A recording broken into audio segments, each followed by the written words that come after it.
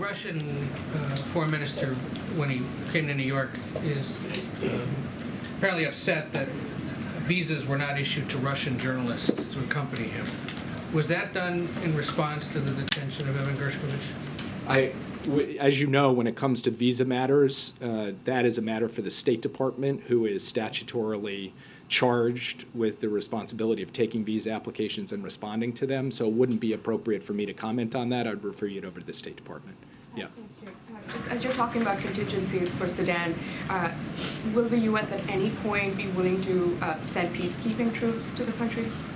I don't have any plans or announcements to make about the United States deploying peacekeepers to Sudan, to putting American boots on the ground to try to keep the peace in Sudan. That is not presently in contemplation. I don't expect it will be. Is there, sorry, quick follow-up there.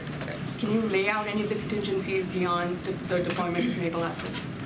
Just anything you can talk about. What do you mean by?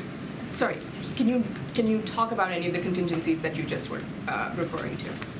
So look, I'm not going to speculate about things that haven't happened. All I'm saying is that when it comes to being able to respond in extremis, should we feel we need to do so to protect the security of our people who may be coming under threat, the United States has the kinds of assets and capabilities necessary to be able to do that.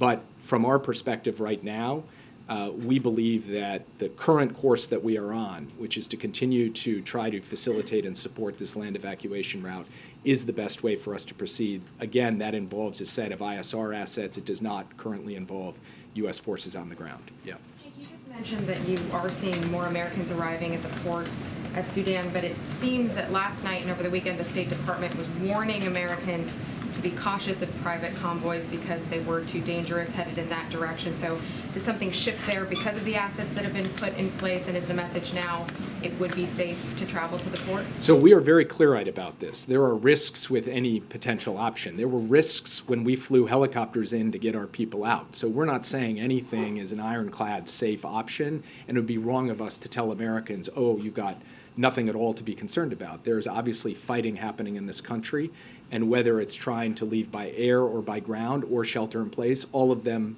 bring risks with them.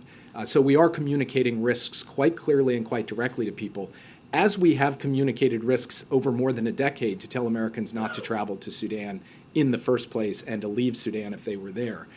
But what we are also saying is that for those Americans who are interested in joining a convoy, we have been providing information about how they can do that. And then, as I mentioned before, we are now providing some degree of overwatch to try and ensure that these convoys can arrive safely. We have seen a number of them now arrive safely. We have seen Americans among those convoys.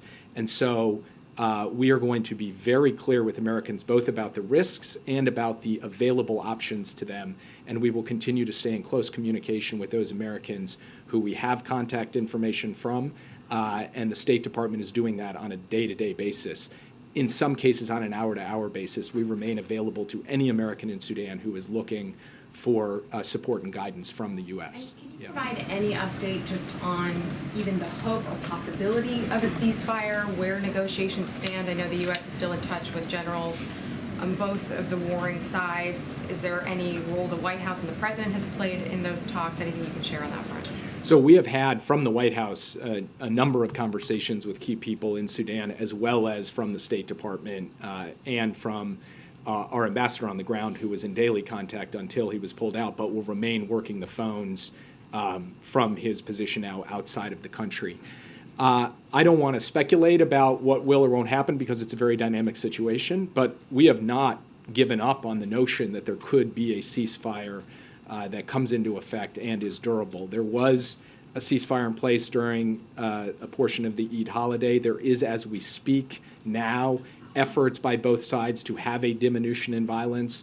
There is a goal to continue extending that beyond the end of the Eid period, and we will keep working with close partners in pushing the two sides to try to deepen and extend the diminution in violence that we have seen and to try to get a permanent and durable ceasefire in place.